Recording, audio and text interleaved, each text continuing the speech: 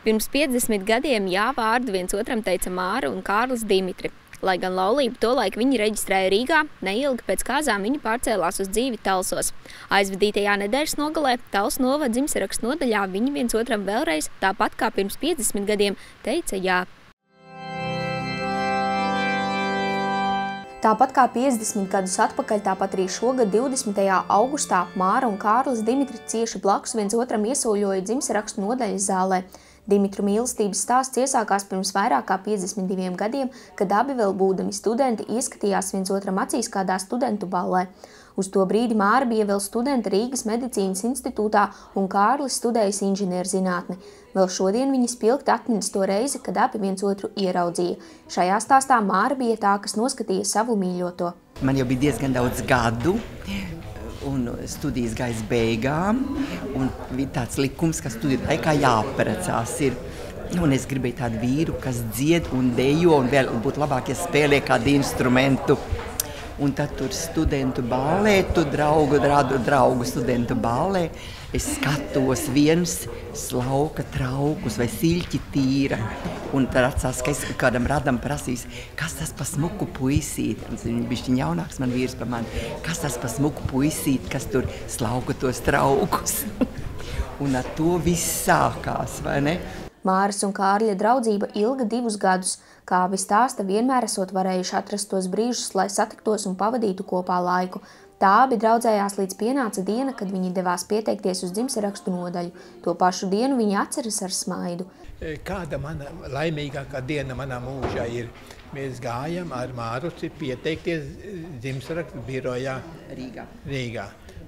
Alunāna ielā bija remonts, gājam uz Slokas ielu, aizējām uz Slokas ielu, zaks slēgts. Izrādās, ka pirmdienas nestrādā. Es baigi priecīgais. Bet Māra nelieka ziņa. Viņa teica, jāiet vēlreiz darbdienā, nu tad gājam arī. Es mācījos, viņš strādāja grūti, mums tās brīvdienas bija saštimēt, tā vienmēr aiziet pieteikties. Tas jau tā izlemts bija, un tā vienmēr ka humors, ka pie galda, tad viņš saka, zināt, kāda man laimīga dieka mūžāk, mēs gājām pieteikties, un zaks bija slēgts.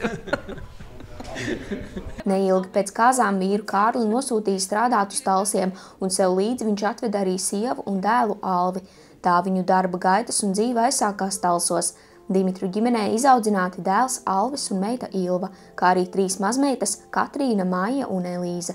Visas mazmeitas, līdzīgi kā Omi, Māra, ir izvēlējušās profesiju saistītu ar medicīnu. Māra vienmēr ir bijusi aktīva Talsu novada kultūras dzīvē, dziedājusi arī laulību reģistrācijas ceremonijās turpat Talsu novada dzimtsarakstu nodaļā.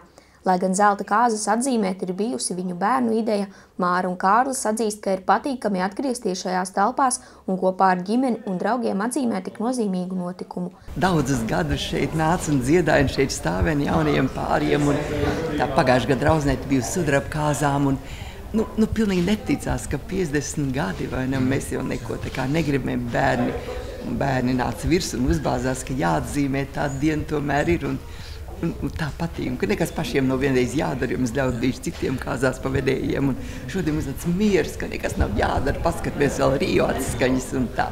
Zelta pāri un klātesošos sveic arī Talsu novada domes priekšsēdētāja vietniece Daiga Feldmane, kas uzsvēra to, cik neizmērojama dāvana ir satikt savu cilvēku un par spīti visam būt kopā un atbalstīt viens otru.